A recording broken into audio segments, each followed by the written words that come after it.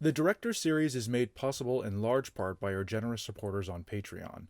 Please visit us at patreon.com/directorseries to see how your contribution enables the continued production of video essays and text articles on your favorite contemporary and classic film directors. Thank you.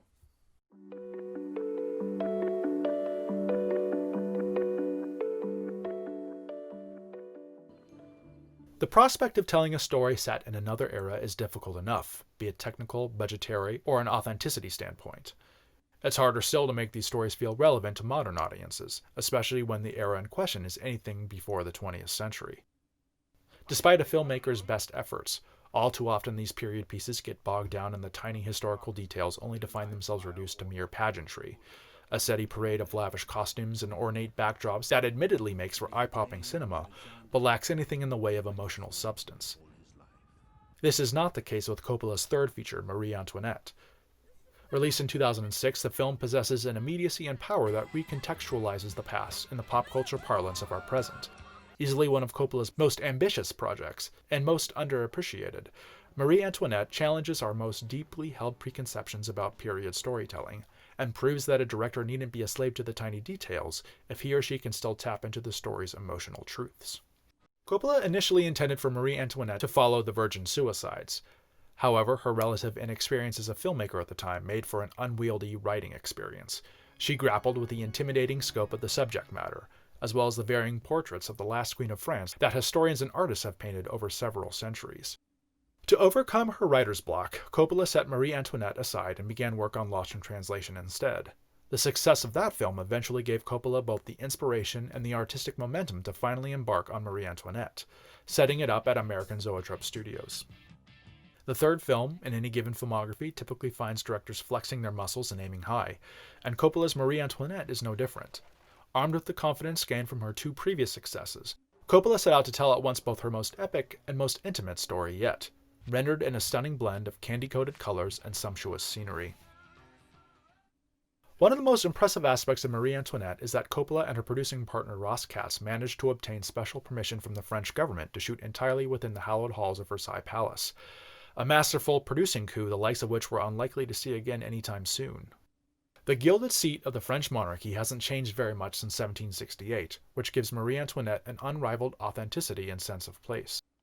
The plot chronicles Marie Antoinette's development from her arrival at Versailles as a fresh-faced Austrian princess betrothed to the young French prince Louis XVI, to her eventual fall from power as the despised symbol of royal excess on the eve of the French Revolution. In her second collaboration with Coppola, The Virgin Suicides' Kirsten Dunst fully embodies the flirty, fun-loving teenager who would grow up to become the last Queen of France. Her nuanced, sympathetic performance reinforces Coppola's attempts to humanize a historical figure we only know from old oil paintings, while drawing a direct line to contemporary socialites like Paris Hilton or any Kardashian of your choice.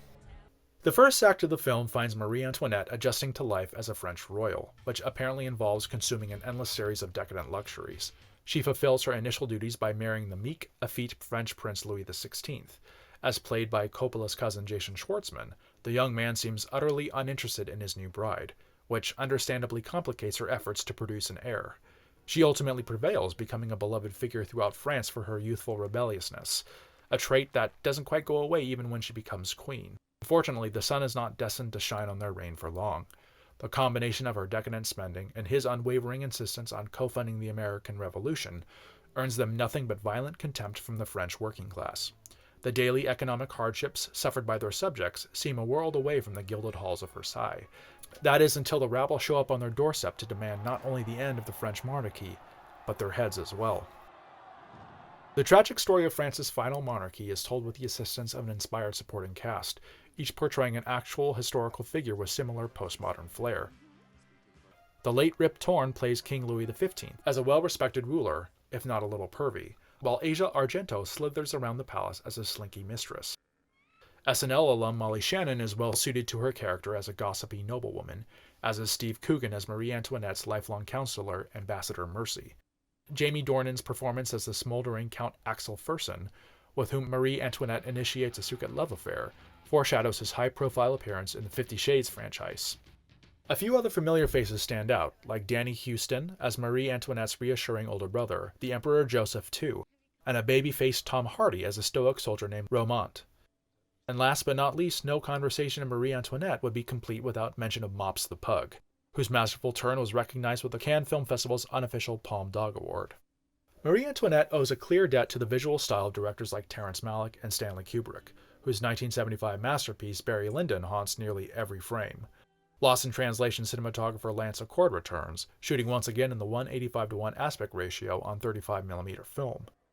As evidenced by his work in Lost in Translation, Accord is quite adept at working with soft natural light, a strength that pays dividends in Marie Antoinette in its faithful rendering of a pre-industrial society.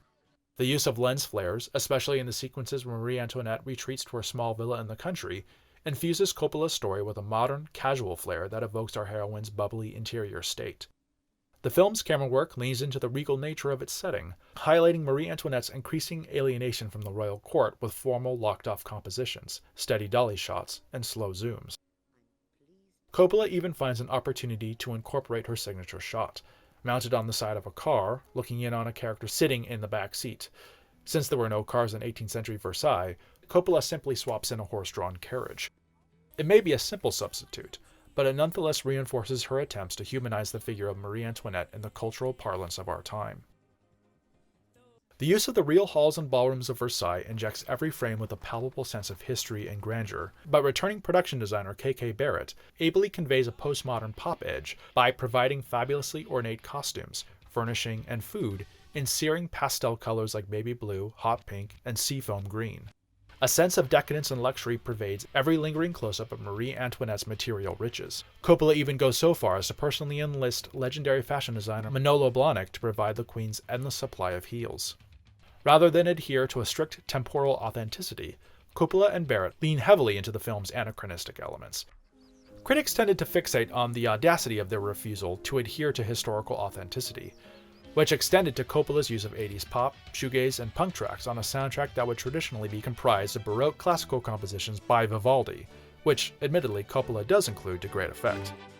Tracks from well-known new wave bands like New Order, The Radio Department, and Gang of Four routinely pierce the stuffy bubble of regality that threatens to smother the film, creating a unique energy that many critics simply could not wrap their heads around.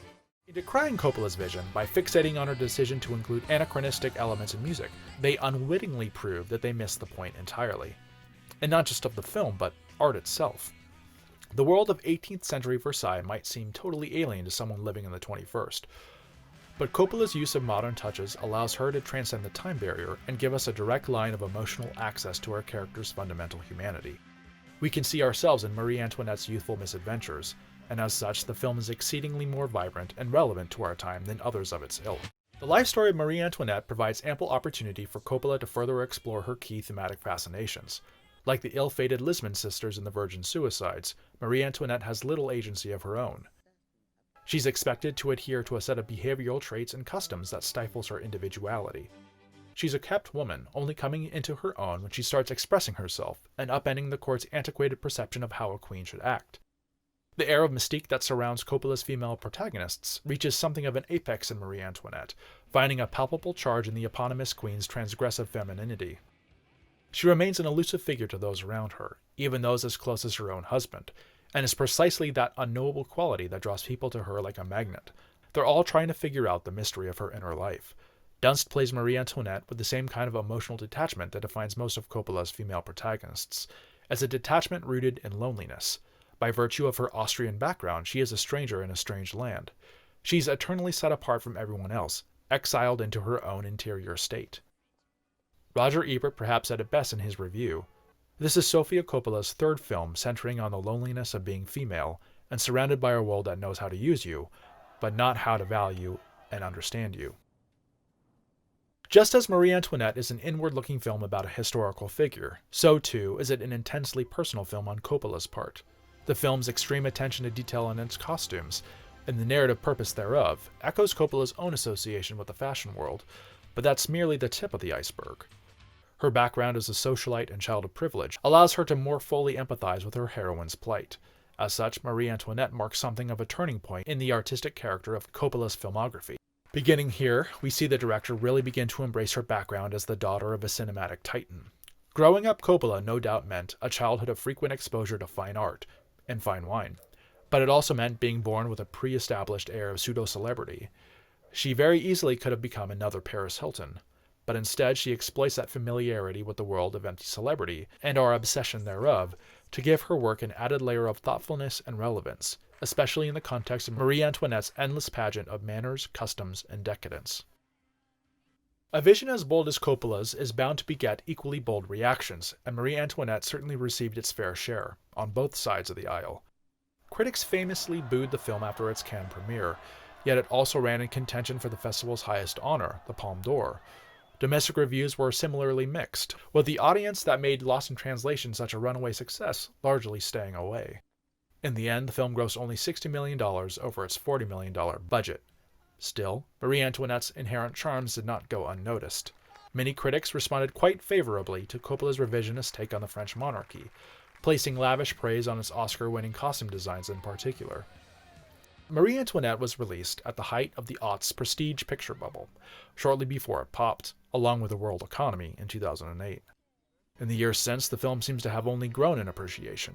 Time has made Coppola's intentions more apparent, leading some critics to come around on their initial distaste for her usage of anachronistic elements and dub it one of the best American works of its decade, a beautiful and precious jewel of a film as subversive as it is classic.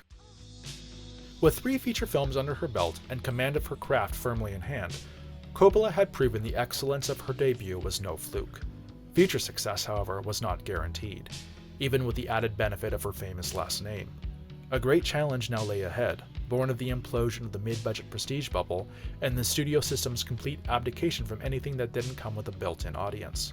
The kinds of stories she was drawn to were getting harder to finance, and it would be 4 long years before Coppola could marshal the kind of resources to make her next film, on her own terms.